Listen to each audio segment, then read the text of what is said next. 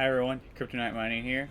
IceRiver just dropped their AL0 home miner.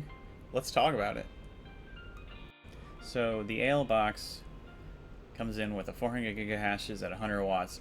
It seems like IceRiver really likes to stick with that 100 watt mark with these zero level crypto miners, which is great. Great for home miners, great for power management, great for being able to put these things anywhere, and you don't have to worry about like having lots of cooling or noise for them. So I'm really happy that they were able to come in at that level. And at $7.99, this is a really aggressive pricing relative to the gold shells that are out there. So I'm really excited to see that. I'm really excited that it wasn't trying to bring it up and match the gold shell in pricing. Especially this creates that accessibility and decentralization that we all like. Now, right now the pricing is, I've only seen like exact pricing from IceRiver.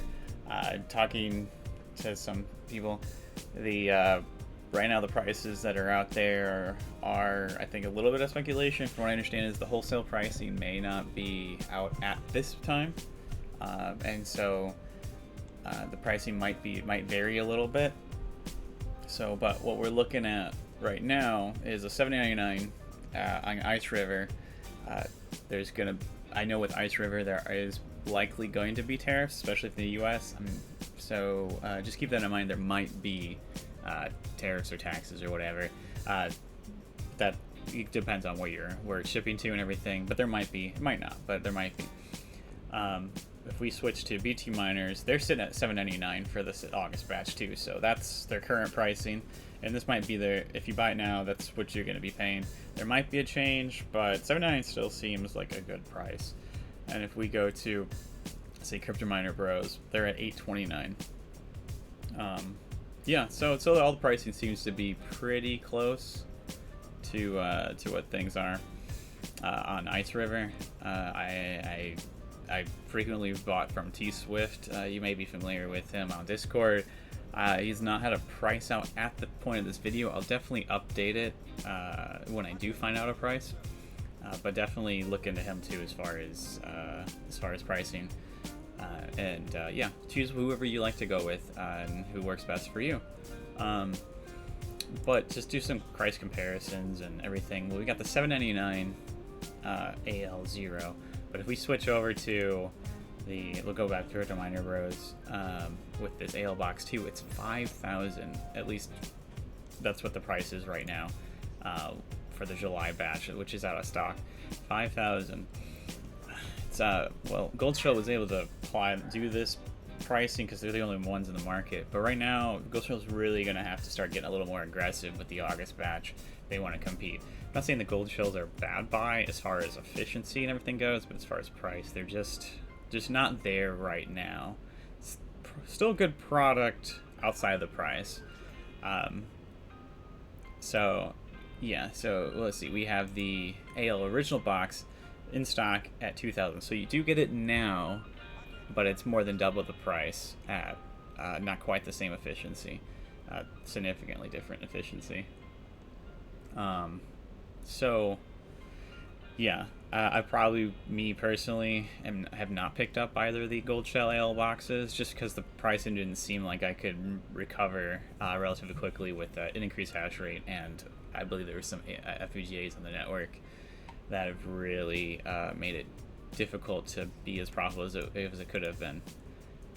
So yeah, but we also know that Bitmain came out with their own offering, and that offering was their big boy ASIC, the Antminer AL1, 15.6 terahash at 3510 watts. Now, that might not be easy for a lot of us to kind of power, but also the price is quite a bit. So we're sitting at, we're sitting on Jingle Miner at around 32,000 US, and then on BT miners we're looking at around, Crypto Miner Bros, 32,949, so almost $33,000. So it's a hard pill to swallow. It's a heavy price to pay for these new ASICs. Not saying it's not worth it or not, but that comes down to your your risk factors and everything. But it's a big boy, and it's gonna be really really strong contender. So I've done some quick math with all the ASICs, and we'll start with the Bitmain, for instance. We're seeing around not quite $2 a gigahash, and then if we take the Ice River at around the 8.29 price, then we're getting $2.07. So they're very similar and close. So either way, depending on what you need, it seems like you're going to get a very similar cost, price per gigahash kind of thing. So I wouldn't be dissuaded from either of these units. It just kind of depends on what your risk tolerance is and how much your budget is for your farm, and etc. But at the current prices, if we look at, say, the AL box 1, we're looking at $19.99. Price per gigahash is $5.55. It's that's too high. But if Goldshell is able to drop that price to something more along the lines of, let's say, Ice River, or at least close to it, it could be still a good contender and something worth looking into, just depending on the price. It's not quite the same efficiency, but it's still a possible contender. But it is, right now, currently, it's just not good value in my opinion, just my opinion. And what I'm seeing here with the AL box 2 from Goldshell at the $4.999 price range, it's a $6.94. 694 per gigahash. It's just too high relative to the market right now. So Goldshell just will need to adjust their prices to kind of compensate for that change in the market. And also the returns are going to significantly change as when, say, the Ice Rivers and the Bitmains drop. Those are really going to affect the ecosystem. Good thing is that now those FPGAs, that big FPGA farm, will now not be able to control the whole network, and so it should change the dynamics quite a bit from my perspective. Now, if we're talking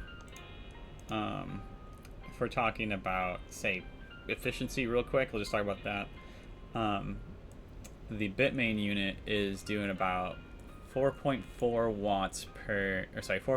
gigahash per watt. Really good. And that's going to be similar enough to the Ice River 4.0 gigahash per watt. So they're close enough that obviously you're getting more efficiency with the Bitmain, but it is a more expensive cost for that. And then if we just look at the other two, we're looking at the Goldshell is looking roughly at 2 gigahash per watt for the AL box, and the AL box 1, and the AL box 2 is a similar enough 2 gigahash per watt. So they're really half the efficiency. So Goldshell's just going to have to get a little more aggressive with the pricing if they're going to want to move some of these. But they were the first ones out there. Since we've been talking about hash rate per watt and the cost, let's briefly talk about the returns and what we kind of can expect. So, yeah, with this, or 400 gigahash with 100 watts, and we can kind of like take some of that, since it's close enough to the AL box. We can take that information and derive some more information from that. With that, we're going to look at the AL box, which is currently doing roughly $17 a day before power costs are calculated. So the AL0 is going to be pretty close to this number, or whatever the AL box is doing in the time. So we could say probably between probably about $19 a day at current prices and hash rate. So you'll see this number here is 1630. I do use a power cost of 18 cents a kilowatt hour, because that's my price as a home miner, and I want to keep the prices the kind of relative to home mining, since that's most relevant to me and maybe most of you out there. With that said, the AL box 2 will be double this at roughly $34 a day, current pricing and yields. And then let's look at the AL1, which is going to look extremely high at the $740 a day price or return revenue. And so it looks really good, but we know that with all these coming out, that's going to drop quite significantly. But right now it's $740 a day, which makes it seem like it's pretty good. You could get a really quick return on that if you were to sell or the prices increase. Something to note that we don't know how many of these big AL1s are coming out, the AL0s. We still got some the AL boxes that are being shipped out.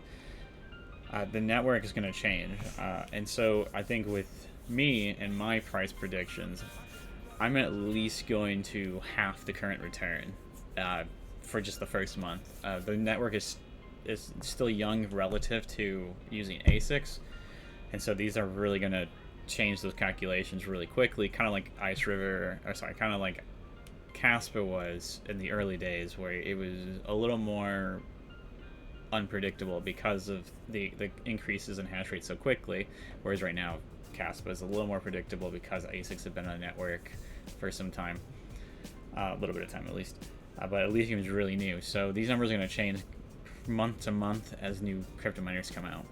So as you can see here, it's 740. I would budget for something like this about 370 a day before power. And just like with the AL boxes or the AL0s, I would budget something around the $10-ish a day mark, give or take a little bit, on returns at current prices, and a potential half the yield because all the crypto miners coming on. Because we're currently at 1.8 petahash. Sorry, 1.5 petahash today. And so with those, it only takes roughly 1,000 of the AL1s to double this network hash rate. So it really depends on how many are out there. But if it only takes 1,000, that means in the next couple of months we're easily going to see, if not sooner, easily see the yields being halved.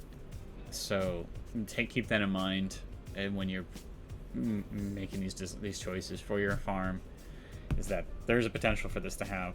So consider at least half the returns, and maybe even less by the end of the year, depending on how many of these ASICs come around, how the network adjusts, and everything. But I'm at least going to do one Ice River, maybe two. We're gonna kind of play it by ear, but at least one, so I can review that and get that out to you guys, tell you how I feel about it, my experiences with it. So yeah, just keep all that in mind, and I appreciate you taking the time to listen to my video, use this for part of your research, and maybe help make an informed decision for yourself if that's the best way. All this is my opinions and how I feel about things. You have to decide what's best for you and your risk tolerances. But I appreciate you including this in your investigations. If any way I can improve the video, let me know down in the comments. I'd like to hear you guys talk a little bit. Definitely right now easily can talk to everyone as best as I can and answer any questions. Yeah, just comment, like, subscribe, and stay tuned as I get more equipment and talk about get more videos out. Thank you.